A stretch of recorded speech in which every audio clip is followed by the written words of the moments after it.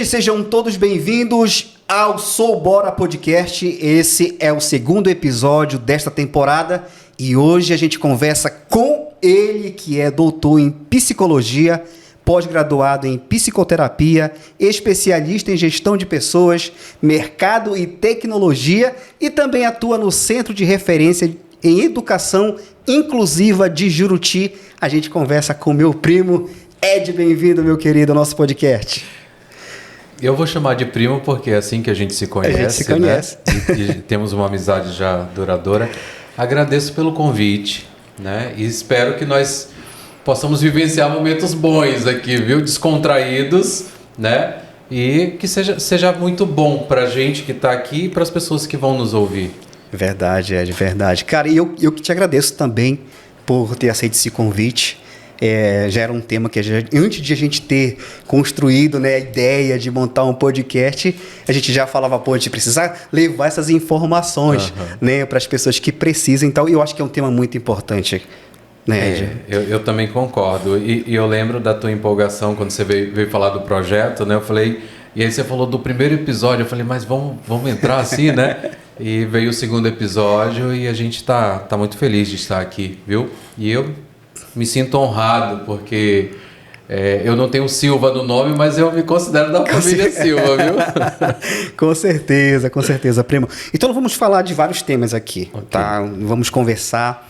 E um dos temas que são em altas aí, que é uma das coisas que a gente realmente vê uma grande necessidade de informação, é falar sobre ansiedade, sobre depressão, e nós vamos ter outros temas muito bacanas aqui. Mas antes de nós falarmos sobre esses temas, eu, cara, queria que você pudesse se apresentar melhor. Quem que é o Ed, como é que ele chegou até esse momento, como foi a tua trajetória? Conta um pouco da tua história pra gente. Eita, essa história dá um livro, viu, Júnior? Dá um livro legal. Dá. Eu sou paraense, sou natural do Pará, de um lugarzinho chamado Taciateua. Inclusive, esse final de semana está tendo a festa dos casados de lá. Olha. É uma festa só para dançar juntinho, só forró, tá? Festa dos casados, tradicional festa de lá. Então, eu sou de lá. Meus pais moram lá até hoje. E eu lembro quando eu terminei o ensino médio com 16 anos. Eu falei, e agora? Né? O que fazer? E fiz magistério. Né? Hoje nem se fala mais de magistério, né? Daí você tira aí, né? O tempo passou rápido. Então, fiz magistério e quando eu terminei o ensino médio, o que eu vou fazer? Eu preciso trabalhar. E fiz mais um ano de administração e depois que terminei, fiz 17, 18 anos e sem muita perspectiva de trabalho. Certo. E eu tinha um medo, de confidenciar um dos meus medos da época, era de ter emprego a cada 4 anos. Né? Dependendo da questão do político, né? E eu não queria emprego a cada 4 anos. Porque se o político que eu apoiasse ganhasse, eu teria emprego, né? Se perdesse, eu não teria emprego. E eu não queria alimentar essa ideia na minha cabeça. E eu lembro que no Pará tem muitas plantações de pimenta do reino. Do reino. E aí eu disse, eu preciso ganhar dinheiro. E eu fui apanhar a pimenta do reino. Meus pais são professores, né? Hoje aposentados, mas na época atuavam como professores. E eu fui apanhar a pimenta do reino ganhando 10 centavos o quilo da pimenta. Eu tinha que fazer R$10 por dia, viu? Porque eu não podia, senão eu pagaria para trabalhar, né? Enfim, eu juntei um dinheiro e aí veio a oportunidade de ir para Manaus. Eu sou caboclo, sabe aquele matuto? Eu sou matuto, a minha origem é assim. E eu falei, cara, Manaus, para onde é Manaus? Não sei. Né? Eu lembro que com um amigo nós pegamos... E engraçado assim, mãe, deixa eu ir para Manaus, pede pro teu pai. Pedir alguma coisa pro meu pai era a última instância, era o STF, tá? Cara. E aí eu disse, pai, eu quero ir para Manaus. Ele disse, peça para sua mãe. E ficaram os dois, né? Jogando um pro outro. E aí eu decidi vir para Manaus. Fomos para Belém e pegamos o catamaranzão da Inasa em Belém a Manaus. E aí, viagem, vai, e o meu maior medo era de não dar certo, porque meu pai, ele disse assim, você sai, mas esqueça que eu existo. É mesmo, cara? Ele colocou assim, o meu pai era muito Hoje não, meu pai é uma pessoa transformada, graças a Deus. Mas ele, muito autoritário, ele disse, você não vai. Não foi com essa voz mansa, não, tá? Ele disse, você não vai. E aí eu disse, eu vou. E aí ele gritou de novo, você não vai. Aí o meu irmão disse assim, vai, porque se der certo, depois eu vou atrás, né? E o meu irmão me encorajou. Eu disse, eu vou. Ele disse, se você sair da minha casa, esqueça que eu existo. Cara, então, meu maior medo era de não dar certo. De não dar certo. Porque eu teria que voltar para casa do meu pai, né? Enfim, chego em Manaus e lembra da história do matuto? Eu era matuto, eu tinha medo de pegar elevador, porque eu tinha medo daquele troço parar lá em cima e eu não ter como descer. Eu tinha medo da escada rolante do shopping, que eu achava que ela ia engolir meus pés lá embaixo, né? Então, minha história para Manaus. E aí eu começo a estudar em Manaus, eu entendi que eu não tinha outra alternativa. Ou era estudar e trabalhar, ou voltar para casa dos meus pais. Entendi. E aí no meio dessa história tem uma coisa legal. Lembro até hoje, né? Eu digo para minha mãe até hoje que saudade não tem braço, mas aperta. Nossa, que saudade. Você sabe que no interior a gente janta, né? A gente come todo dia, toda noite. E aí na casa dos meus pais, mãe, o que é que tem para jantar hoje? Carne cozida, porque teu pai gosta de comida com caldo. Carne cozida de novo. Do pai. Era assim, sempre, né? As coisas mudaram bastante, né? Bastante, E aí, carne cozida. Eu falei, mas carne cozida de novo? Carne cozida. E mãe, tu sabes, né? Vai dando um jeitinho ali. A minha mãe dava um jeitinho, aí a gente se saía. E aí eu fui morar, sou grato até hoje, pela família que eu fui morar em Manaus, uma família de adventistas. Tem uma parte da história que eu conheço, o adventismo, tá? E aí eles não jantavam. O que eles comiam? Um pão integral. Era uma família de 3 pessoas, o esposo, a esposa e o filho. E aí eu chego para morar com eles, né? Um pão integral, tá? De mais ou menos 20 centímetros, dividido por 4, com cevada. Cara. E agora? Júnior, quando dava assim, isso era umas 6h30, porque se fazia o culto 6 horas, né? 6h30 a gente jantava. 6h30, 7 horas a gente jantava. Quando dava 8h30, eu quero que tu adivinhes qual era o cheiro que vinha no nariz. Qual era o cheiro de comida que vinha no nariz? A comida que teu pai adorava, né? A carne cozida, que muitas vezes eu dizia, a carne cozida de novo, né? De novo. Cara, então tem essa história, né? E aí eu lembro que era muito difícil o contato com meus pais e a gente se comunicava por carta, né? O celular é uma invenção de 20 anos para cá, verdade, né? E aí escrevi uma carta para minha mãe, né? E chorei sobre a carta, falei do que estava acontecendo e mandei a carta pelo correio. Para sua mãe, né? Para seu pai mãe, nem pensar, né? Não, meu pai não. Eu tinha medo do meu pai, tá? Te confesso que eu tinha medo. E aí minha mãe escreve a carta de volta, chega um mês depois a carta, né? Um envelope assim grossinho. Eu falei, cara, tem dinheiro dentro do envelope, ó. Chega a abrir o envelope empolgado. Quando eu abro o envelope, carta da minha mãe, letra cursiva, toda bonitinha, toda.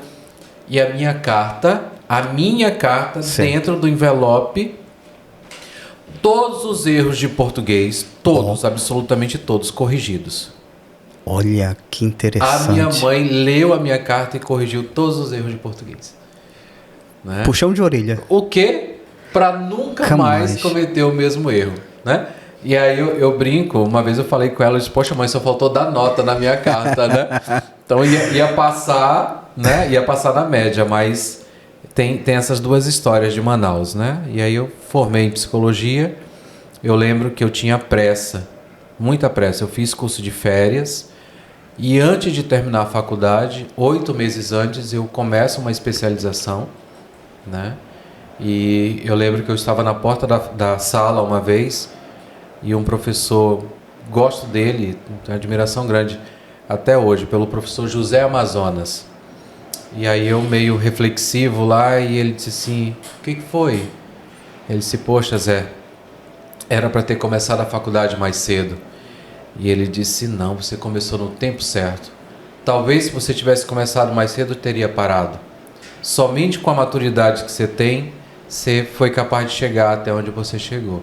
Aí aquilo me deu um alento, assim, né, para não ficar questionando o tempo.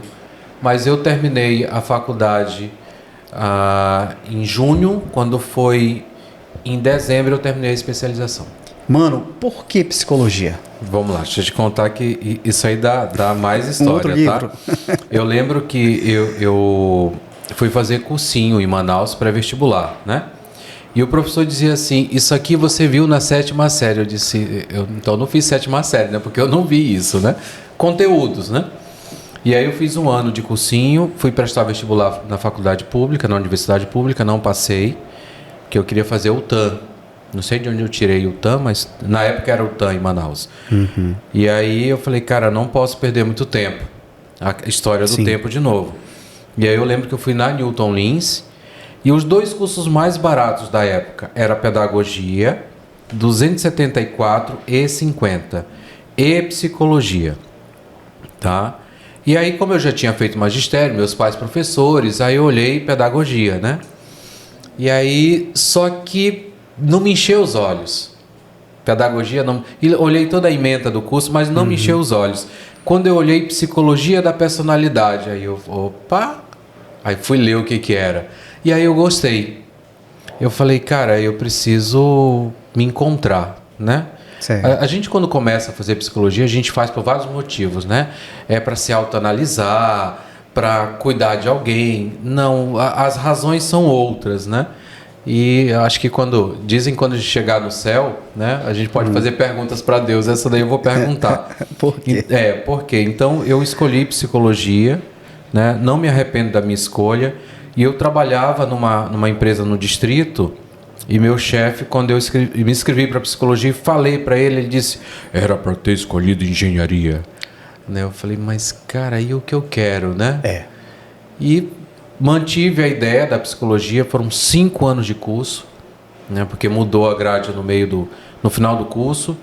E assim, gosto muito da minha profissão, são 22 anos de profissão, né? Gosto muito da minha profissão. Um outro dia eu estava fazendo uma conta básica que a gente atende por dia mais ou menos 10 pessoas. 10 vezes 5 vai dar 50, vezes 4 vai dar 200, vezes 12, aí a conta vai se avolumando, tá? E nessas contas eu já fiz mais ou menos 63 mil atendimentos. Cara... Né? E assim, é uma área... E eu entendi que eu não ficaria rico com a minha área. Tu entendeu? Rico desde de dinheiro. Não, no início não. Quando eu começo na clínica, meu primo, 5 pacientes a R$200, R$1.000. Era assim que eu via. Paciente cifra, tá? E depois de um tempo já mais maduro na clínica, eu falei, meu paciente ele não significa uma cifra, tá? Ele não representa uma cifra, ele é uma pessoa. E aí eu trabalhei essa história do paciente versus dinheiro, tá? E hoje está muito tranquilo. Bem como a questão... Tem gente que me pergunta assim, mas e o problema dos outros, né? E como é que você fica? Eu lembro que um paciente foi saindo do meu consultório uma vez e aí me deu um insight, deu um estalo na minha cabeça de pensar assim, ele chegou, ele trouxe a história dele, a gente tentou arrumá-la de uma forma que ele, né, ficasse bem, mas a história de vida ele leva com ele. Verdade. Então, eu passei a ser mais feliz na clínica após isso, tá? Após entender que o paciente chega com a demanda dele, a gente trabalha aquela demanda, mas a história é dele e ele leva com ele. O que fica comigo? Fica muita coisa, mas a história de vida é do paciente. Entendi. E aí eu passei a ser mais feliz na clínica. E aí eu fui fazer especialização. Então, você citou lá no início, né? Eu falei pra você... Cara, na verdade eu não li, tá, mano? Me deu canseira. Cara, é um currículo... Gente, é um currículo tão grande que eu disse, eu vou resumir esse negócio em 3 aqui. Porque 20 anos e quando você fala assim, mano, eu amo o que eu faço, cara, realmente, tudo aquilo que eu vi, Porque ama mesmo. Eu gosto muito. E aí eu fui, né? Eu falei, cara, eu não posso. E eu lembro que quando eu terminei a faculdade, eu falei pra minha esposa, eu terminei a faculdade hoje, aí teve aquela festa de formatura e tal, uma semana sem aula. Eu disse, eu quero voltar pro primeiro período da faculdade, né? Que legal. Do medo de ter que cuidar de pessoas. Aquele professor que eu te falei, o José Amazonas, ele dizia assim, que psicólogo não é igual mecânico. Se você levar o teu carro no mecânico e ele trocar a peça errada, tá? Você volta e ele corrige a peça. Se você mexer na peça errada do teu paciente, é provável que você cause um problema grande para ele. Responsabilidade. É muita responsabilidade cuidar da saúde mental de alguém, né? Então, e hoje os colegas psicólogos, né, de uma forma geral, eles têm isso como uma responsabilidade muito grande. Nós temos o código de ética. E aí, só para voltar à história, certo, né? E aí eu fui fazer a especialização, aí fui fazer pós-graduação, e eu queria, nesse meio tempo, algo mais. E aí eu fui fazer teologia. Eu fiz mais uma faculdade de teologia, e aí passei na residência no Tropical, né? Fui fazer residência no Tropical, lidar com o sofrimento diário ali das pessoas, né? E nesse meio tempo eu também ingressei no doutorado. E aí foi na época que eu fiz concurso para Juruti, eu fiz o concurso aqui em 2010. E sobre o currículo não tem vaidade não, viu? Eu não me envaideço por isso. Eu me orgulho, tá? Mas não tem vaidade não. Eu estava na Argentina, onde eu fiz meu doutorado, e tive que aprender a falar espanhol por conta do doutorado, porque as aulas eram em espanhol. E eu lembro que eu estava em frente ao Obelisco, um ponto turístico na Argentina, e eu comecei a chorar. Foi, cara. Comecei a chorar. E aí, quem estava do meu lado disse, ei, por que você está chorando? E aí, a minha cabeça me levou lá para o meu interior. Cara, que legal. E eu disse assim para ela, né? Eu disse, eu nunca imaginei que as minhas pernas pudessem me trazer até aqui. E aí eu chorei bastante. Eu já estava chorando mesmo, né? Aí eu aproveitei e descarreguei ali, porque, cara, eu sei das minhas origens, né? Eu sei de onde eu saí. E aí eu estava em outro país, falando outro idioma, me arriscando a fazer um doutorado, né? E aquilo dali, nossa, eu tô todo arrepiado em falar disso, porque é uma história, entendeu? Então imagino, não tem, eu não me envaideço, não tem vaidade em relação ao percurso, mas eu gosto do processo. Legal. Eu falei até pro Silvestre e pro Thiago, né? Quando a gente chegou aqui, e a gente estava comentando sobre isso. Eu disse, Silvestre, o resultado é importante, mas o processo, verdade. Ele é que te move, né? É transformador.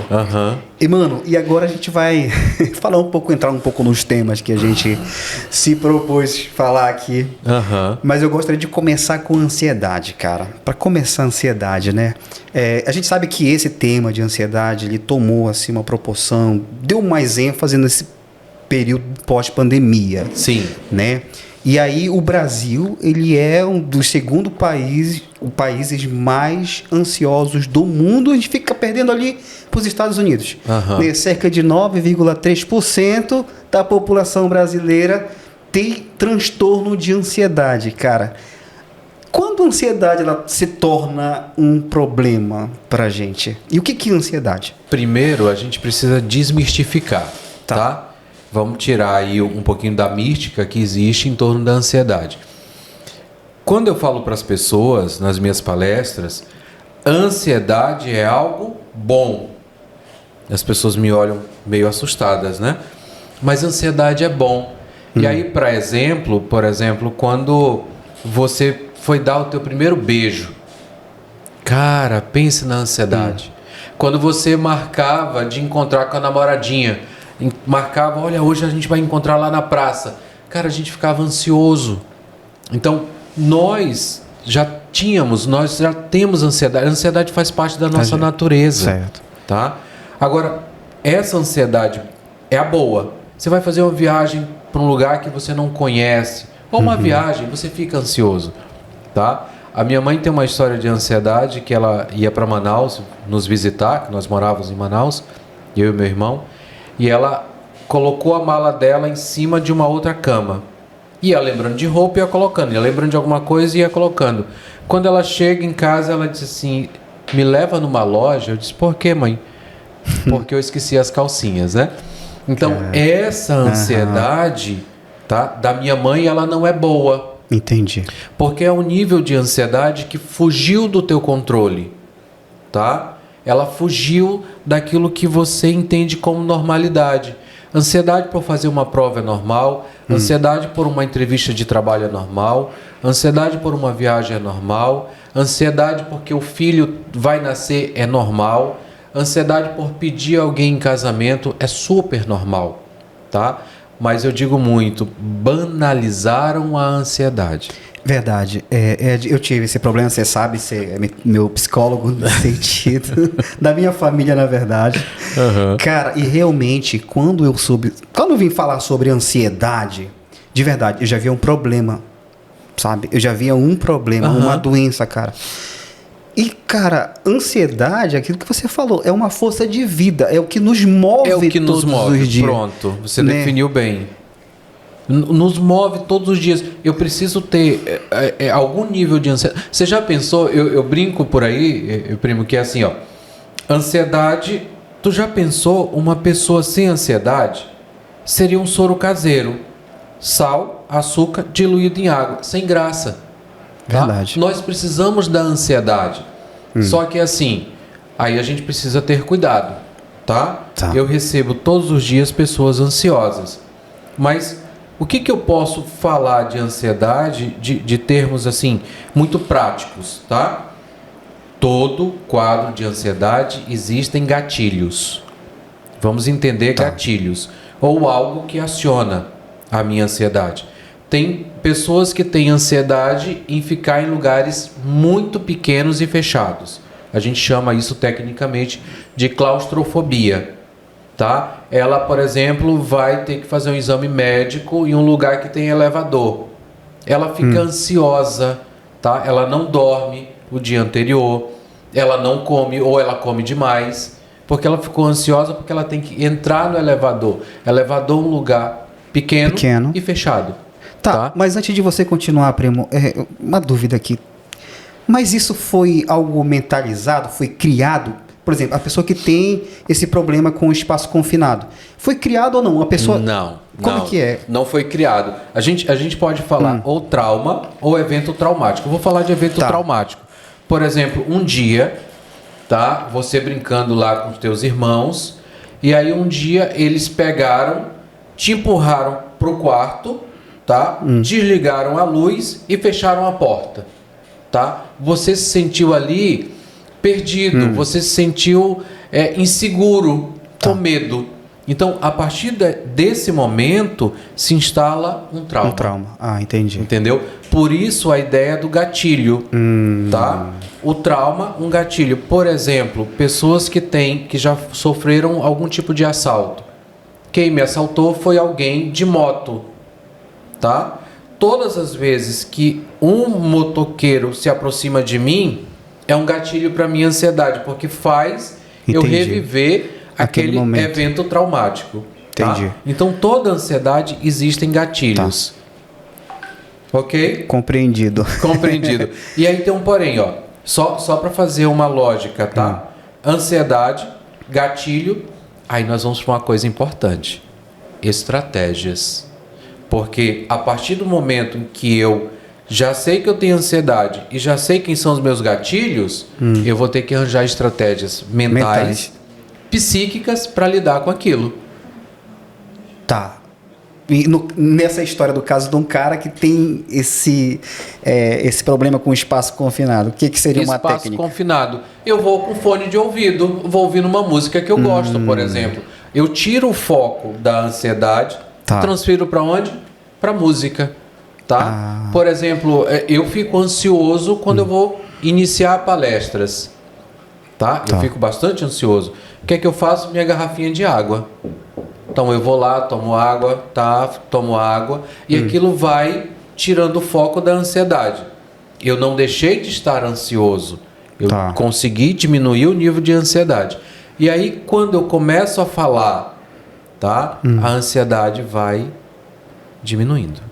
Daqui a pouco, não tem mais ansiedade. Se você observar a tua ansiedade, por exemplo, você vai observar que é como se fosse um vento. Chegou o vento. Foi embora o vento. Tá? Então, a gente diz que a ansiedade é algo transitório, passageiro e temporário. Ela não fica, tá? O sintoma da ansiedade, ela não fica. Mas o que aconteceu? Você falou da pandemia e eu vou voltar só um pouquinho, Claro. para a gente entender. Nós somos uma sociedade, uma humanidade ansiosa. A pandemia veio e ela exacerbou, tá, a nossa ansiedade. E um exemplo disso, por exemplo, quando a gente viu a pandemia, surgiu aonde? Surgiu aonde? Na China, tá? Juruti e China nunca, Cara, que vai chegar distante, pandemia para Juruti. Ninguém imaginou. O vírus chega no Brasil, em São Paulo, tá? A gente ainda continua achando que chegar em Juruti não chega. Chegou em Manaus. Foi assim mesmo. E aí a gente começou, tava bem longe. Foi se aproximando. Ou seja, é igual um funil, tá? A boca foi se fechando, daqui a pouco se aproximou, chegou perto. Aí a gente começou a ter notícias de perdas, né? Amigos, parentes, familiares, e isso foi nos deixando ansiosos. E as notícias que vinham, tá? Os meios de comunicação, o que eles nos traziam? Eles nunca traziam pra gente um alento. Eles só traziam desespero. E aí muitos pacientes, eu fiz muitos atendimentos online, inclusive a Igreja Adventista, ela criou um ouvido amigo, um programa com vários psicólogos da rede adventista, da Igreja Adventista, para atender as pessoas online, do Brasil todo, do mundo todo. É mesmo, cara? Foi. Que bacana. E aí eu atendi muita gente e uma das estratégias foi assim, vamos parar de ver noticiário? Lembra das estratégias? Tá? Vamos parar de ver noticiário, porque o noticiário era gatilho da ansiedade. Então, vamos parar de ver noticiário. Eu lembro de um amigo, tá? O Yuri. O Yuri deixou de assistir jornal. Porque morreu 1.000, morreu 2.000. Cara, e ele saía para trabalhar, né? Aí ele chegava em casa, tomava um banho e se trancava no quarto. Porque a família, o filho, ele não queria se sentir culpado por ter trazido o vírus do trabalho para casa. Entendi. E ele parou de ler noticiário, os grupos de WhatsApp, ele deixou só o essencial, tá? Então, o que ele fez? Ele entendeu que aquilo estava deixando ansioso, ele entendeu que os meios de comunicação eram os gatilhos e ele criou uma estratégia. Entendi. Tá? Eu vou diminuir a quantidade de informação. Entendi. Entendeu? Cara, e assim, eu sei que tem muitos outros especialistas que estudam a questão da ansiedade e muitos deles dizem que um dos fatores assim que levam a esse quadro de transtorno de ansiedade. Transtorno porque de a ansiedade, aquilo que a gente já falou, é coisa boa. Né? É coisa boa. Agora o transtorno, o excesso de energia, né? Tudo isso daí leva a um problema patológico. Sim. E aí, primo, a gente falou sobre essas questões aí de pessoas, de situações, né, que levam isso, mas assim, tem também algum problema genético que leve à ansiedade? Olha, se a gente for discutir uma questão genética, a gente vai discutir assim, ó. E só para te dar um parâmetro para isso, eu vou pegar você como exemplo, tá? Vamos supor que seus pais são alcoólatras, tá? E a sua mãe engravidou, tá? E tá ali gestando o Júnior. Nem sabia que era Júnior, né? E aí, só que eles deixaram de beber. Eles não bebem mais. Você nasceu, tá? O teu ambiente agora não é mais um ambiente, tá? Que ele estimula o alcoolismo. Tá. Você tem uma questão genética, tá? Mas se o meio, ele não estimular o uso da bebida, talvez você não desenvolverá o alcoolismo na tua vida. Então você tem uma questão genética, digamos, de 50%. Tá. Tá? Os outros 50%, O meio. O meio. Então, a gente pode até ter um gene, tá? Que vem aí com ansiedade. Tá? Mas o meio, ele é determinante. Entendi. Por exemplo, crianças, mães ansiosas. Mãe ou pais extremamente ansiosos. Daqui a pouco a criança também está desenvolvendo um transtorno de ansiedade. Porque se os pais são ansiosos... Entendi. Entendeu? É influenciado pelo meio, pelo ambiente. Pelo ambiente. Pelo ambiente. Exatamente. Entendeu? Isso. A história de vida, eu acho que realmente é isso, né? Porque, como você falou, existem pessoas que tiveram traumas com isso, e esses traumas vieram durante toda a trajetória de vida e se tornaram pessoas ansiosas. Mas eu digo muito para as pessoas, assim, eu não recomendaria, né, remédios para ansiedade, tá? Eu não recomendaria enquanto profissional, porque assim, ansiedade a gente vai ter para a vida toda. Existe um conceito, Júnior, de saúde mental. E o conceito de saúde mental é assim, é como cada um de nós lidamos, tá, com as situações do dia a dia. Porque aquilo que te gera ansiedade, talvez não me gere. E aquilo que me gera, talvez não te gere ansiedade.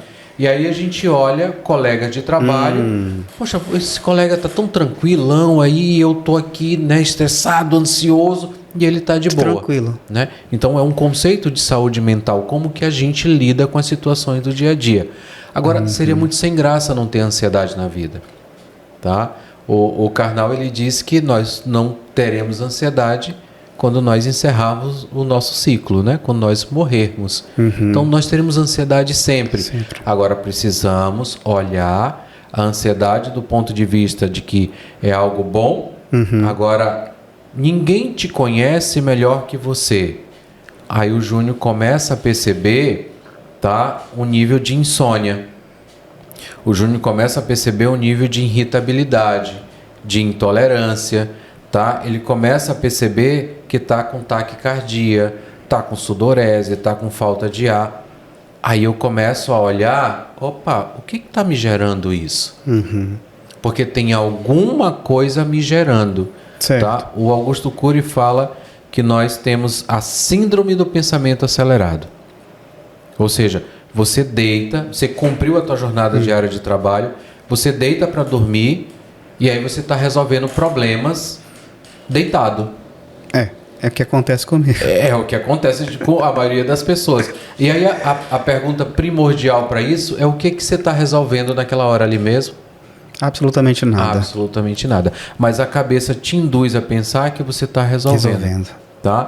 Se você fizer um exame hoje, for lá no cardiologista e ele pedir exames, você fizer o exame está na tua mão. Aí você começa a pensar assim, e se eu tiver alguma coisa? Porque o meu pai, o meu tataravô, o meu quartaravô, ele tinha. Tá? E se eu tiver alguma coisa? E se eu tiver câncer? Opa! Imaginei. Né? Augusto Cury, ele diz que a gente faz velório sem corpo. Eu já morri, tá? Antes mesmo de saber o resultado do exame médico. E tem muita gente que não faz o exame por estar ansioso, por ter medo de saber de resultado. Exatamente isso. E aí, primo, são esses tipos de gatilhos que levam as pessoas a passarem por esse tipo de problema. Como que a gente resolve isso? Rapaz, resolver, aí vão pagar lá o psicólogo tem família, tá? Mas, claro que isso é um trocadilho, mas assim, se nós falarmos, Júnior, de uma forma mais técnica, é importante dizer para as pessoas assim, eu começo a me perceber ansioso, tá? E quais são os sinais? Os sinais da ansiedade. Da ansiedade. Vamos lá. Taquicardia. O que é taquicardia?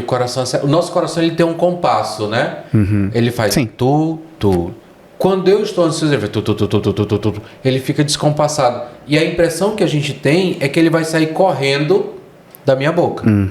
Pela minha boca, né? A impressão que ele vai sair correndo. Então, taquicardia, sudorese, aquele suor nas mãos, pés, axilas ficam extremamente suados, tá? Falta de ar. enjoo, aquele enjoozinho no estômago, aí a gente vai no banheiro. Não tem nada, não tem xixi, não tem cocô, não tem nada, tá? Tremores, tá? Irritabilidade, insônia, falta de foco, tristeza, pensamentos negativos, tudo isso são sintomas. Tá. Aí a tua cabeça diz assim: mas Júnior, tu não eras assim. Aí a ansiedade, ela começa a mexer agora num campo emocional. Porque quando a tua cabeça pergunta assim, mas tu não é, ela te questiona. Ela diz assim: ei, Júnior, mas tu não eras assim. De fato, eu não era. Aí eu volto, faço uma retrospectiva, eu não era assim. Aí o sentimento que me causa é tristeza, raiva, tá? Por estar sentindo algo, tá? Que antes eu não sentia. Certo. E aí tem um porém. Há uma diferença substancial na ansiedade, falando ansiedade de gênero, a ansiedade para o homem e a ansiedade para a mulher. A mulher, quando tem alguma coisa, algum problema, alguma coisa está inquietando, incomodando, o que ela faz? Você não é mulher, mas você sabe. O que a mulher faz? O que a mulher faz quando a mulher está assim? Cara, se for puxar pela minha mulher, cara, ela vai pro salão de beleza. Ela vai pro salão, porque lá ela tem alguém para conversar, não é? Aí ela procura a mãe, procura a irmã, procura a prima, procura a sogra, procura uma amiga, ela procura quem quer que seja. Mas ela quer falar, tá? O homem o que faz? Cala. Ele cala, ele se fecha. Se fecha, tá? E por isso, meu primo, que o índice de suicídio para os homens, não é por isso, tá? É um dos motivos, certo. Tá? O índice de suicídio para os homens comparado às mulheres é muito maior. O homem, nós somos de uma sociedade machista e patriarcal, tá? Tanto que você, quando criança, você já ouviu e talvez até já tenha dito isso. Ou já ouviu de pai, de tio, enfim. E já ouviu de alguém. Cala a boca, menino, que homem não chora. Tá? Só que nós nos tornamos adultos, tá? E de vez em quando a gente quer chorar. Aí vem aquela ideia, tá? Machista e patriarcal. Homem não chora. Aí eu fico numa dúvida imensa. Há uma dubialidade de pensamento. Porque a minha emoção quer aflorar, tá? Mas ao mesmo tempo existe uma outra fala dizendo para reprimir. E aí, o que eu faço? Eu choro ou não choro, né? Então, o homem tem essa questão. Então, voltando para lá, tá? Eu já estou ansioso, eu não era assim.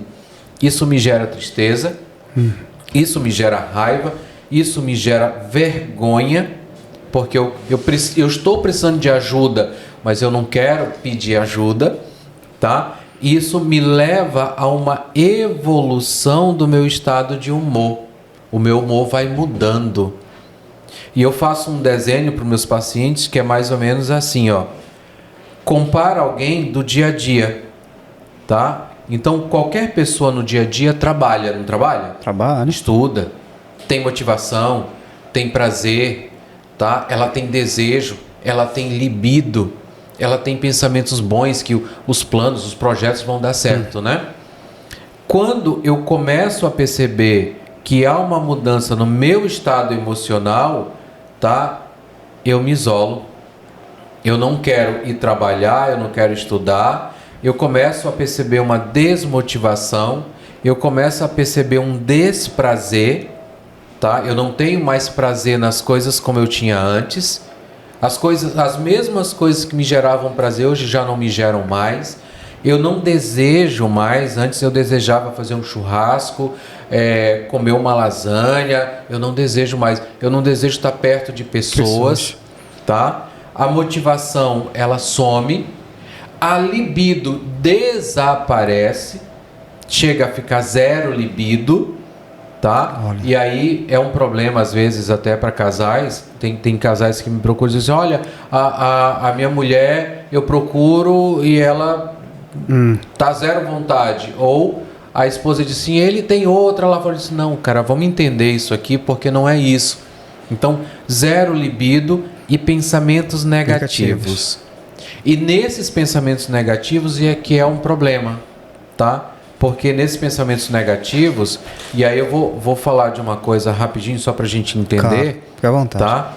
Você, tá? E quem nos ouve, você ouve vozes todos os dias. Eu também ouço vozes todos os dias. Quando você pensa, por exemplo, em fazer algo errado, a tua cabeça diz o que pra ti? Não faça. Não faz. Aí eu digo, só para ilustrar, eu digo que tem um anjo de um lado, tá? O anjo diz assim, tu sabe que é errado? Então não faz. Só que o anjo, ele sai de cena. Aparece quem do outro lado? Capetinha do lado. É, o capetinha, tá?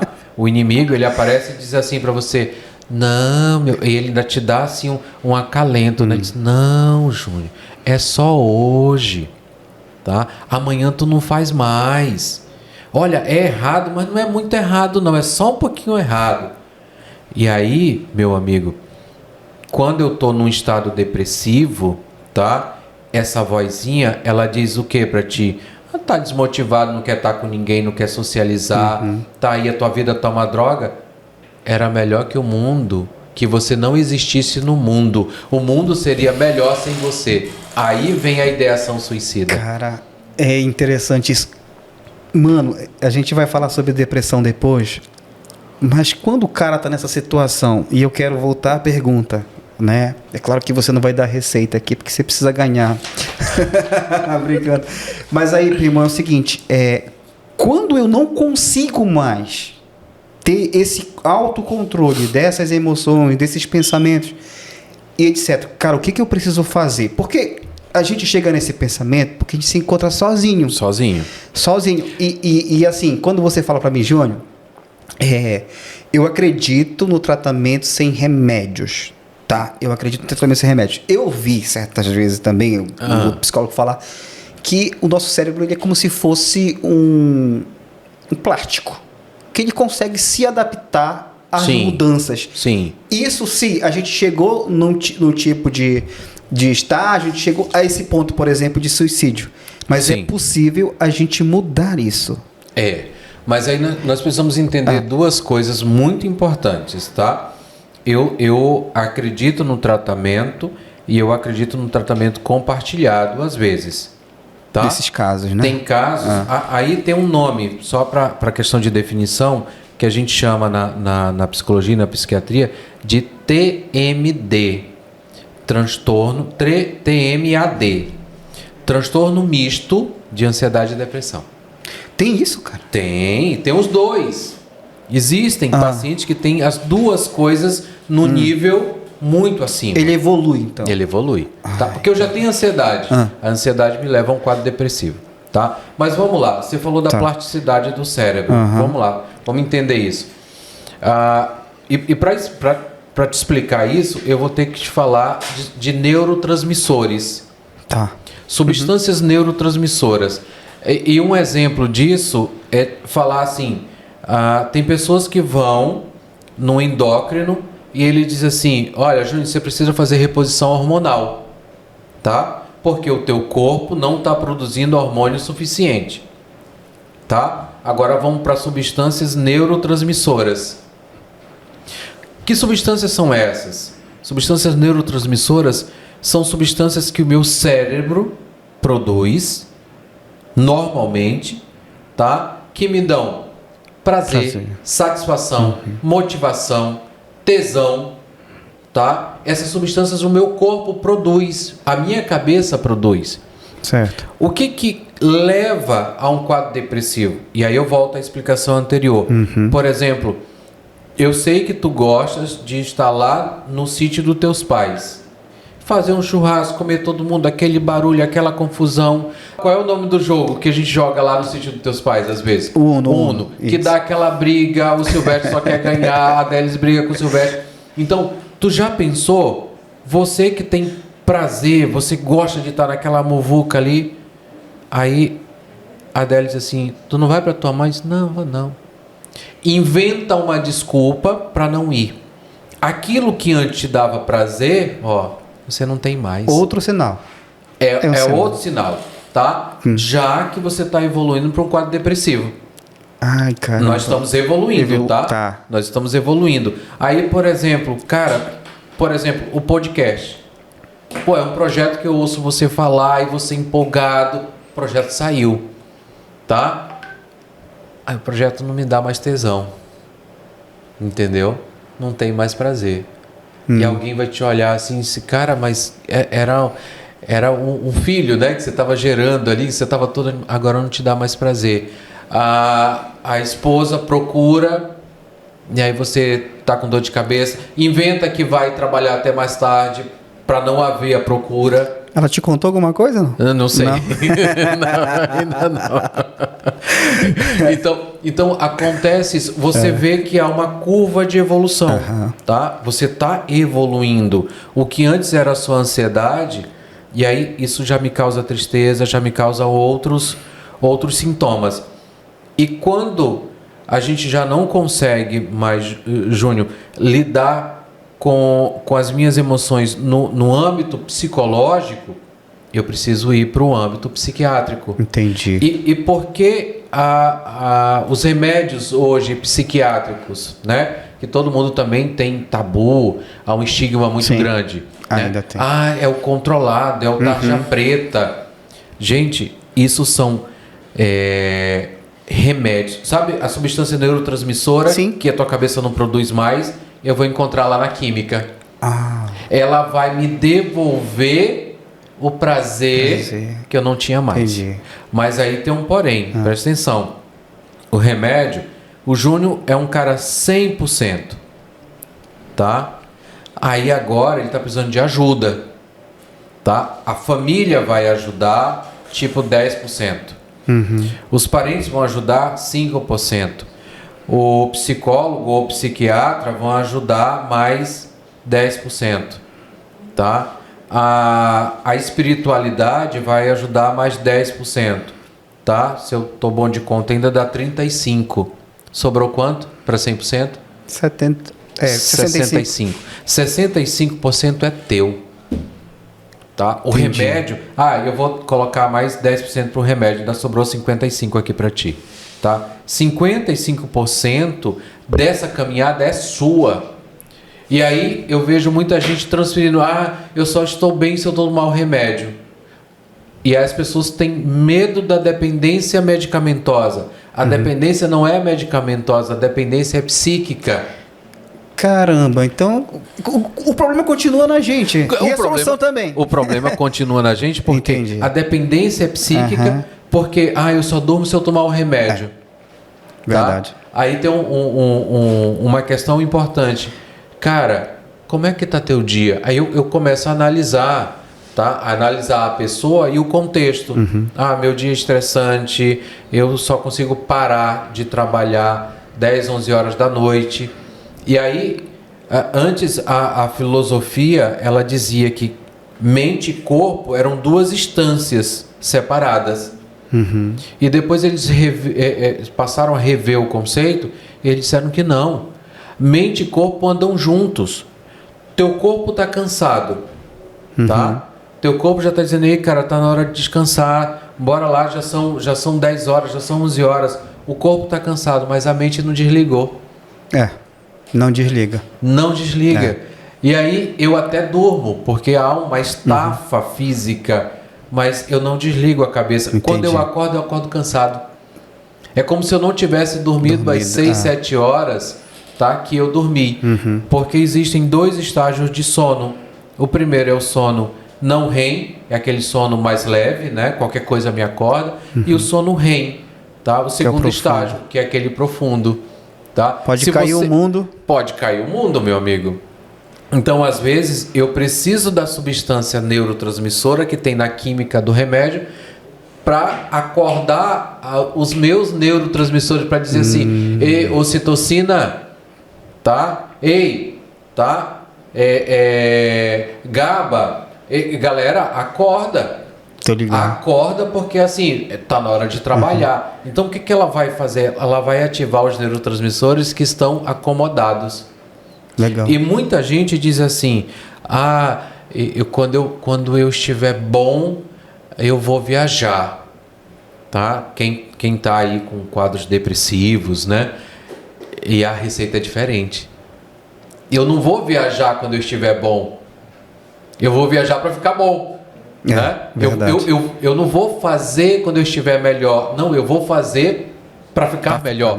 Entendeu? Então há uma continha aí que a gente precisa fazer. Legal. Tá? E nesse cenário, viu, meu primo? Tá. É nesse cenário mesmo. Então, só para a gente mentalizar isso aqui, então a evolução de uma ansiedade pode levar a um quadro depressivo. Ou seja, a partir do momento em que eu não consigo mais controlar essas emoções, eu entro num quadro depressivo.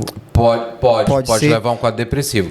E aí eu vou fazer um parêntese rapidinho para quem nos ouve entender. Tá? Eu posso ter depressão sem ansiedade. Pois é, isso eu ia te perguntar isso. E o desenhozinho que eu fiz lá, tá? Entre o dia normal e o dia normal, é assim, ó. Todos nós podemos ter um quadro depressivo.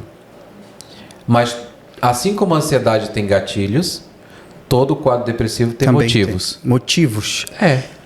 Motivos. Aí, nesse caso, já entra naquela questão da pessoa que teve ali que a gente conversou sobre uma experiência negativa. Uma experiência negativa.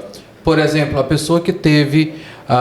eu lembro, nos Estados Unidos, quando eles começaram a cuidar dos ex-combatentes da Segunda Guerra Mundial. Tá? Eles voltaram para casa. Você imagina assim, um cenário de guerra. Bomba, tiro, morte, aquele cenário, né? Bem agressivo. E eles voltaram para casa. Tá? Estão lá, agora reformados, né? Estão tomando seu cafezinho lá na varanda. Explodiu um transformador de energia. Caramba. A cabeça dele automaticamente leva ele para onde? Aquela situação. Para o cenário de guerra. E aí nos Estados Unidos começaram, aí deram um nome para isso, de TEPT, transtorno de estresse pós-traumático. Então, aí como é que o cara não vai se deprimir, tá? Se algum barulho maior devolve ele para o cenário de guerra. E aí, aqui para o nosso dia a dia, tá? Por exemplo, eu perdi alguém que eu gostava muito, tá? Eu posso desenvolver um quadro depressivo. Só que assim, muita gente me procura hoje, cara, o familiar tá com uma semana, tá? Que partiu. Aí alguém diz assim, olha, eu queria que você atendesse meu familiar, que eu acho que ele está com depressão. Não, ele tá em luto. Isso é luto. Tá? A gente precisa deixar as pessoas viverem os lutos. Certo. Tá? E para a psicologia existe luto normal e luto anormal. Luto normal vai até 12 meses. Tá? A partir de 12 meses a gente começa assim, claro, a partir de 6 meses, 6 meses a gente começa a olhar. Mas a partir de 12 meses é que ele se enquadra dentro de um quadro de luto anormal. Entendi. Mas as coisas estão numa velocidade tão grande, tá, que a gente até pode tornar isso mais precoce. Mas vamos lá. O TEPT, tá? A perda de um emprego pode me fazer, pode me levar para um quadro de evolução, para um quadro depressivo. A separação, tá? Uma traição de um amigo, de um parceiro, de uma parceira pode me levar a um quadro depressivo. Então todo quadro depressivo, ninguém tem depressão, tá, sem uma motivação. Tá? Ninguém tem depressão sem uma motivação. Entendi. E nem toda tristeza é depressão. Também é depressão, né? Entendeu? Aí há também uma banalização também, tá, mais uma vez da depressão. Tá? O Júnior tá triste. Tá depressivo. Tá depressivo. Cara, deixa o cara curtir a tristeza dele. Entendi. Que até a tristeza também faz parte, né? Tá? Verdade. Tá, e aí a gente tá falando sobre essa questão de ansiedade, de depressão. Só que a gente tá vivendo, cara, um tempo, e agora a gente vai entrar nesse próximo quadro, que é para falar exatamente sobre a modernidade líquida. Quando você falou assim, cara, as pessoas estão mudando todo o tempo, né?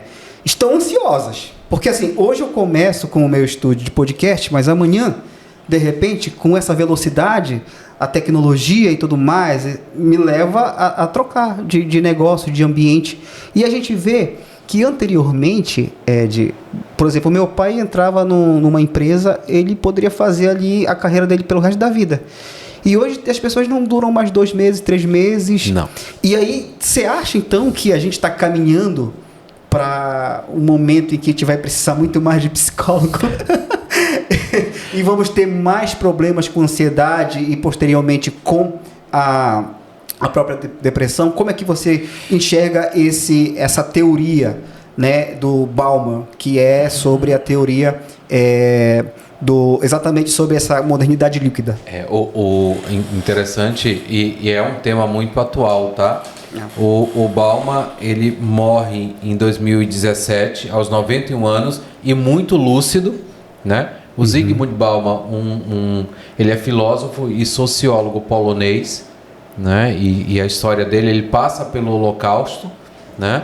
Então ele tem uma história de vida muito bacana, ele passa pelo Holocausto e é perseguido depois, enfim, e ele cunha o conceito de modernidade líquida, tá? Na verdade, o primeiro conceito não era modernidade líquida, era um outro conceito, e aí ele passou a ser chamado do pai da modernidade. E ele não queria, né? Esse como é que eu posso dizer? Ele não queria esse selo para ele, né? Eu estou procurando a palavra que não é selo, é um rótulo. Ele não queria esse rótulo. E lá pelas tantas ele cria o conceito de modernidade líquida. E o conceito dele de modernidade líquida, se você, por exemplo, meter a mão aqui e tentar pegar água, você não consegue. Tá? Ela escorre. Então, quando o Bauman pensa no conceito de modernidade líquida, é isso aqui.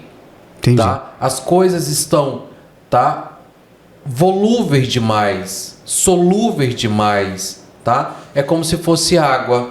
Você falou de uma coisa, você deu o exemplo do seu pai, né? Que ele podia entrar numa empresa e sair aposentado dela. As relações hoje estão volúveis, tá? Nós não temos, e claro, eu estou falando de modo geral, nós não temos relações sólidas. Isso. Tá? Então o Bauman, ele tem falado muito dessa questão, tá? E ele diz assim, por exemplo, nós temos, e aí já não é mais Bauman, tá? É o Ed, tá? Nós temos, por exemplo, milhares de amigos no WhatsApp. Mas quantos deles você na semana liga e diga assim, e Júnior, aí, como é que estão as coisas, né? Como é que foi tua semana? Mas a gente está cheio de amigos. Nós estamos atrás hoje de curtidas, de likes. Tá? Reconhecimento. O Bauman, ele diz que você passa a ser reconhecido pelo que você tem e pelo que você usa. Tá vendo? Mudou totalmente o conceito. Mudou os conceitos. Tá? Antes, o Júnior é filho da Dona Lau. Isso. O Júnior, filho do Dídimo. Tá? Perdeu-se essa identidade. Então, há uma preocupação, meu primo, porque nós estamos diante, eu falo isso às vezes nas escolas, tá? E eu tenho chamado a atenção de professores, pais e alunos nas escolas, nós estamos diante de um fato que, se nós não tivermos cuidado, nós vamos nos tornar uma sociedade de pessoas egocêntricas e egoístas. Porque você vê diariamente pessoas no celular. Verdade. As pessoas estão no celular vivendo no mundo delas. Cada um vivendo no seu mundo. No seu mundo. Tá? E sem se importar com o mundo que gira em torno dela. Então, nós estamos diante de uma geração, e nós precisamos ter cuidado com isso, de uma geração egocêntrica e egoísta. Tá? E tem mais, não empática. Tá? Um outro dia eu fui fazer uma palestra na igreja adventista sábado passado, e um dos relatos de alguém que estava na igreja, ele disse assim, cara, vê como são as coisas. Ele estava num momento de interação e o exemplo dele foi assim, eu vi um acidente, tá? Aqui na cidade, alguém se machucou de moto e estava todo mundo tirando foto e filmando, e ninguém ajudando o acidentado. Né? Então há uma preocupação. Então, quando o Bauman traz esse conceito de modernidade líquida e ele cunha amor líquido, né? Também, em todas as relações. Todas as relações. Vou te fazer um desafio, e vou fazer um desafio para quem nos ouve. Tá. Segue um influencer. Pode seguir. Você vai perceber que em média de 12 meses ele vai sair das redes sociais e vai postar assim: fulano está em tratamento. Verdade. Tá? Ele está em tratamento. Ele teve que sair das redes sociais porque... E aí, só fazer por analogia, né? O Big Brother, por exemplo, o anterior a esse, eu nem sei em que número está mais, acho que foi o 23º, trouxeram um conceito: cancelamento. Né? Se você não se enquadra, se você não faz parte daquele contexto idealizado, você é cancelado. Entendeu? Então nós estamos diante, e isso é um reflexo. E eu vou te dizer mais, meu amigo, isso me gera preocupação enquanto profissional. Estão nos vendendo, eu vou falar assim, peixe moído. Tá? Para uma linguagem que a gente possa entender. Peixe moído.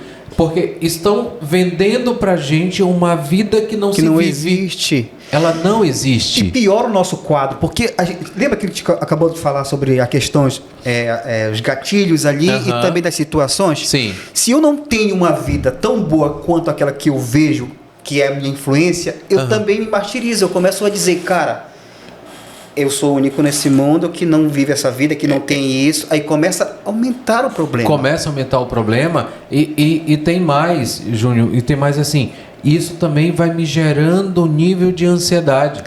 Pronto. Tá? E aí, a evolução disso, aonde é que a gente vai parar com isso? E aí tem um porém, ó. Estão nos vendendo um peixe moído, tá? E nós estamos comprando. E aí tem um porém, ó. Eu vou dizer assim, para piorar um pouquinho, tá? Tem os nossos filhos. Que é uma geração na sequência. Que é uma geração que vem... Agora você imagina assim, nós temos os nossos níveis de fragilidade. Tá? Nós temos os nossos níveis de fragilidade, assim como nossos pais tinham, tá? Mas a cada geração que passa, o nível de fragilidade diminui. Tá? Estão cada vez mais frágeis. Tá? E aí, às vezes, a Paty diz assim, um questionamento dela, né? Mas tem tantos casos, por exemplo, de autismo, por quê?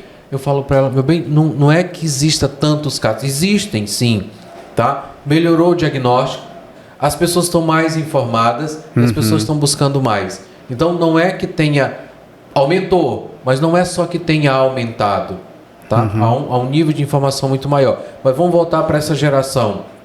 Só um exemplo, eu ouço todos os dias, eu vejo todos os dias, tá?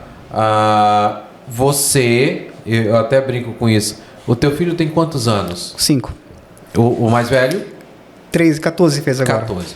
Aí vamos supor que o teu filho, tá? Ele segue um influencer aí, tá? Que o cara aí ganha dinheiro e ele tem um iPhone. Qual é o iPhone, o lançamento?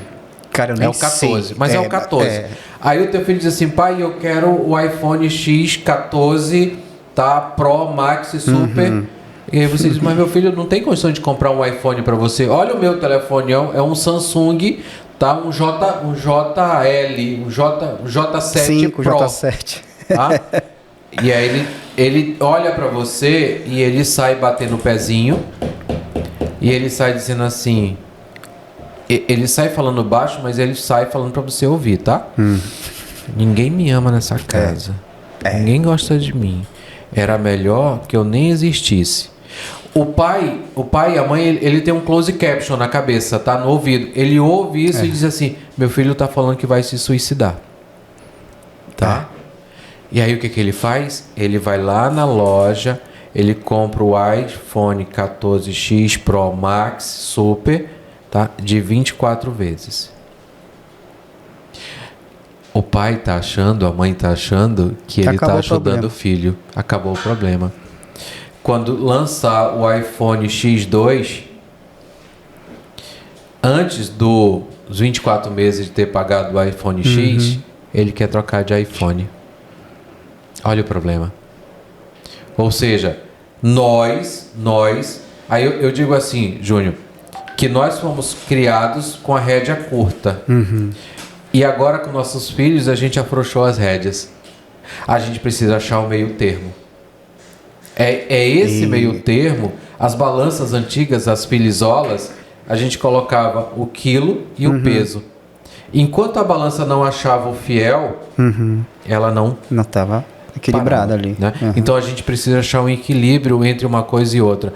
E aí você que passou por dificuldades para estudar, primeiro emprego, morou na casa de parente, morou na casa de conhecidos, tinha essas histórias, né?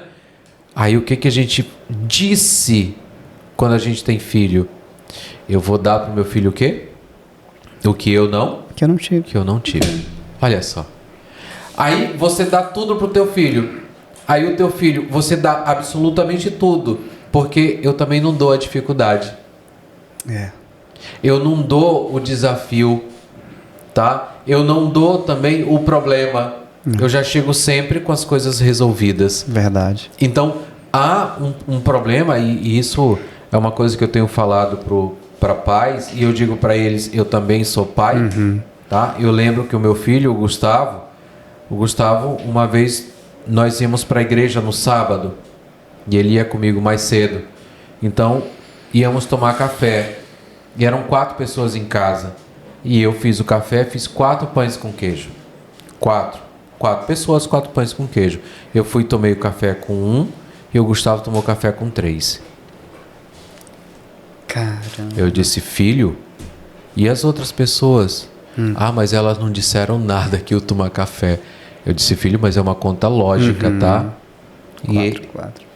Entendeu? Então, nós dissemos um dia que íamos dar tudo para os nossos filhos, e estamos dando tudo, só que nós tiramos uma coisa, a dificuldade. E aí, na nossa inocência, vou chamar até de inocência, a gente acha que o filho vai dizer assim, pô, meu pai fica acordado até 10 horas, meu irmão. Meu pai dá um duro do cacete para me dar educação, para me dar uma boa moradia, para me dar uma boa alimentação. Ele vai olhar e vai ter esse pensamento? Ele vai? Não. Ele não vai. Tá? Quanto que, tá? Nós viemos, e eu não gosto de comparação, mas eu vou fazer um paralelo, tá? Na tua época de criança, tá? Quem servia primeiro a mesa? Quem se servia primeiro à mesa? Meu pai. Era o meu pai. Era o seu pai. Na sua época de criança, você não podia meter a colher no pedaço. Não podia. Tá? Hoje, quem se serve primeiro são as crianças. São as crianças e sentam na cabeceira da mesa. Na cabeceira da mesa. Que era uma das coisas que, cara... E aí tem um porém. Podia ser violado. Só para enfatizar o exemplo. Antes, os netos ficavam em torno dos avós para ouvir as histórias dos avós. Olha a mudança que houve. Hoje os avós ficam em torno dos netos para aprender a usar o celular. Verdade. Então, olha quantas mudanças houveram. Tá? Então, quando o Bauman fala dessa modernidade líquida, ele fala disso. Entendi. E ele desenvolve um conceito, Júnior, inclusive, de religião líquida. Também. Religião líquida, que a gente quer o Deus do supermercado, da prateleira. Tá? Não é eu me adequar. É ele que tem que se adequar a mim. Uma inversão de valores. Há uma inversão muito grande, tá? Mas eu digo, eu ainda sou muito esperançoso, tá? Que nós, pais, nós profissionais, nós instituições, a gente ainda tem jeito. Tu acha? É uma da preocupação, isso aí é uma pergunta que ia te fazer, cara, porque... Eu não sei, a gente não se acostumou com o crescimento de todas as informações que a gente tem hoje. Não. Eu acho que esse que é um grande problema. A gente não se acostumou, a gente não teve tempo de absorver tudo isso. Tanto é que a gente está perdido. E como é que a partir de agora, com uma geração que a gente está criando, está falando dos nossos filhos, de uma geração dos nossos filhos, que nós estamos dando isso. Tudo isso que você falou, nós estamos fazendo. E como é que essa geração vai se despertar? Cara, é uma preocupação que eu tenho. Olha, olha só, como é que eles vão trazer de volta uma coisa que eles não viveram? Mas olha só, presta atenção. Quando a gente diz assim, até uma fala balniana, né? O balmiana, enfim, do Zig. Quando a gente fala assim, meu primo, mudaram os hábitos, mudaram os costumes, não é? A sociedade mudou, não é isso que a gente fala? É o que a gente fala. Só que nós não vivemos em Marte. Nós vivemos aonde? Então o que mudou? Quem que mudou? Fomos nós que mudamos. Os nossos filhos, os nossos netos são reflexos nossos.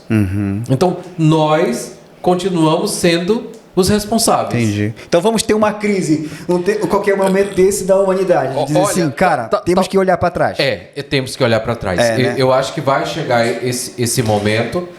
E só para você ter uma ideia da complexidade do momento que nós estamos vivendo, e você falou lá das relações, né?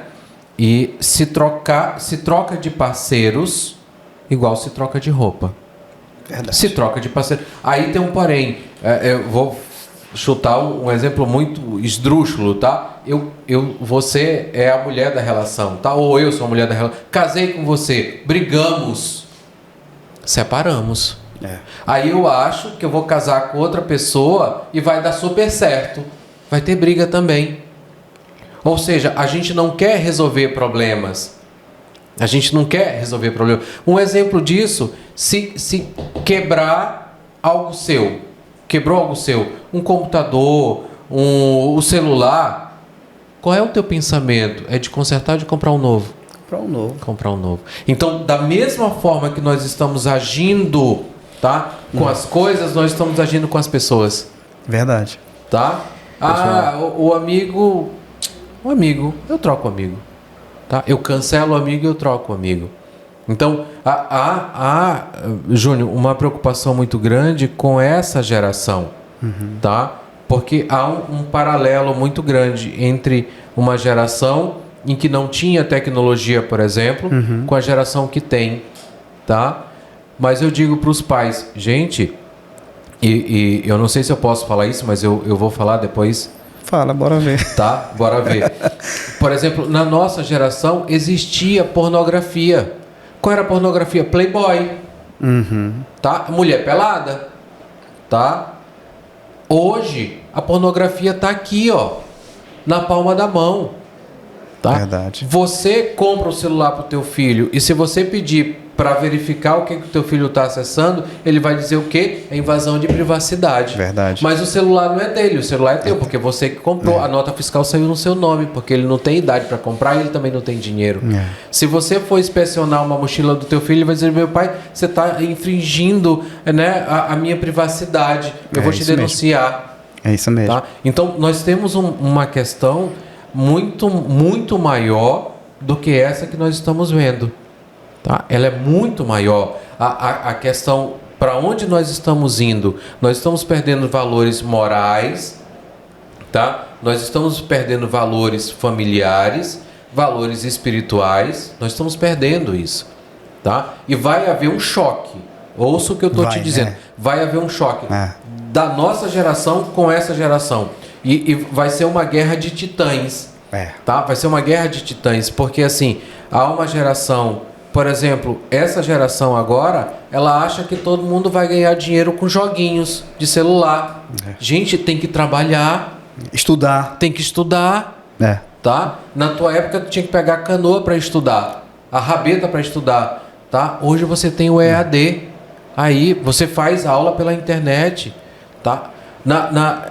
Eu sou de uma época, tá, em que você, quando pensava em fazer faculdade, você pensava assim... engenharia, corta, né? Medicina, corta. Direito, corta. Você ia para o que sobrava. Porque isso aqui era elitizado. É verdade. Entendeu? Agora é igual catálogo de tinta, viu? Você escolhe. Você tem N opções, tá? E o teu filho, ele diz assim, mas o que eu vou fazer mesmo? Eu disse, bicho, eu não sei o que tu vai fazer, mas faz alguma coisa, pelo amor de Deus. Porque o que tu não pode é não fazer. Tá? Então vai haver um choque muito grande porque não há muita disposição para pegar no pesado. Tá? E essa vida que gira lá fora, ela é dura. Eu conheço muita gente, meu primo, que tem a síndrome de Peter Pan. Sim. tá? Lembra da Terra do Nunca? Tanto que a Terra de Peter Pan é a Terra do Nunca. Nunca que existe a Terra para eu brincar o dia todo. Exatamente. Peter Pan, tamanho um cavalão, tá? Já atingiu a maioridade, agora se achando adolescente. Tá? E você tem cheio de adultos, tá? Se achando adolescentes. Você tem cheio de adultos se achando... É claro que a nossa cabeça, o nosso corpo envelhece, a nossa cabeça, ela não acompanha o envelhecimento do nosso corpo. Mas tem cheio de adultos aí achando que tem 14 anos. Tá? Verdade. Gente, a época passou. A gente precisa respeitar o tempo. Tá? Viver uma realidade. Viver uma realidade. A Bíblia diz assim, no tempo que eu fui criança, eu fazia coisa de criança. Isso. Tá? No tempo que eu fui jovem, eu fazia coisa de jovem. Agora eu sou adulto. Eu sou adulto. Eu preciso fazer coisa de adulto. Respeitar o tempo. Eu preciso respeitar esse tempo. Legal. E eu me empolgo quando vai falar assim de psicologia. Isso é bom pra caramba. É bom. É bom falar de comportamento humano. E, cara, isso é empolgante. Então a gente teria, assim, muita coisa para conversar. E o papo é legal porque ele vai para um caminho mais informal, né? Não é engessado. Mas, assim, só fazendo algumas considerações acerca do que nós conversamos, tá? Eu falei para você até informalmente, tá? Antes de nós começarmos, assim, ó. Eu não posso, eu tenho a minha existência. Eu não posso resumir minha existência entre trabalho, sono, tá? Comida e excretar. Tá? Eu não posso resumir minha vida a isso. Não pode. Não posso. Tá? Eu não posso trabalhar, dormir, comer e excretar. A nossa existência, Deus não fez a gente para viver de forma medíocre. Verdade. Ele não fez a gente para isso. Então, como é que a gente está gastando esse tempo? Esse tempo precisa ser vivido, porque existe um dito filosófico que diz que nenhuma água passa pela mesma pedra do rio 2 vezes. Tá? Legal. Então, nunca haverá dia 16 de junho de 2023. Nunca mais haverá. A história que a gente contou hoje, ela nunca mais se repetirá. Interessante. Então, o que nós estamos fazendo da nossa existência hoje? Hoje. E eu digo mais, só para a gente fechar, que lá em cima existe um processo de senha, tá? Existe um processo de senha. Uma hora chega. Uma hora chega a nossa senha. E a gente não sabe o tempo, né? Então tem um fator tempo aí. A gente não sabe esse tempo. Pode ser amanhã, pode ser depois da manhã.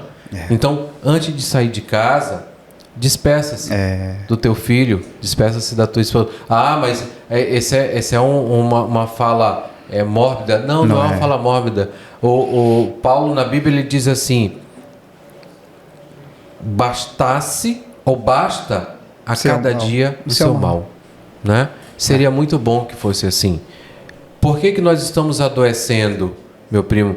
Porque a gente pega o mal de segunda, leva para terça, ou de terça para quarta, de quarta para quinta, ou de quinta para sexta. Aí a gente já emenda a semana. E tem mais uma coisa, ó. Falar para todos, tá? Eu digo muito para a Paty. Quer brigar? Vamos brigar agora. Quer resolver? Vamos resolver agora. Porque eu não quero chegar na minha velhice. Tem um problema que não foi resolvido. Com mágoas. Né? Não quero. Interessante. E tem mais um porém, meu primo. Tá?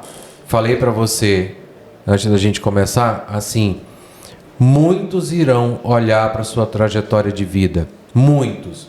Vai olhar para trás e vai dizer assim: caramba, valeu a pena. Valeu a pena as travessuras, valeu a pena as surras, valeu a pena os amigos, valeu a pena o futebol, valeu a pena os namoros, valeu a pena o trabalho, valeu a pena os filhos, valeu a pena o casamento, valeu a pena viver. Muitos vão olhar para trás e vão dizer assim: cara, valeu a pena, foi bom pra cacete. Eu já posso até morrer, porque valeu a pena. E muitos vão olhar para trás e vão ver o início e vão ver um fim, mas não vão ver o meio. Meio, né? Não tem uma história que se Não orgulhe, tem uma né? história, exatamente. Cara, isso é muito profundo e libertador. Pode ser até que se pense que a gente consiga absorver isso com o tempo, mas a gente precisa viver a cada momento, o agora, e não esperar o tempo para pensar em viver ou passar por ele. Cara, muito obrigado por esse momento, Ed. Muito obrigado pela tua participação, pela tua presença, que eu estou muito feliz, cara. Tô arrepiado também aqui. Muitos aprendizados. Muito obrigado, viu, cara? E assim, eu queria te parabenizar, porque assim, a gente sempre conversa. Isso eu posso falar para você, que você é um cara que a gente sempre conversa e às vezes quando acontece algo legal comigo ou com a gente, né?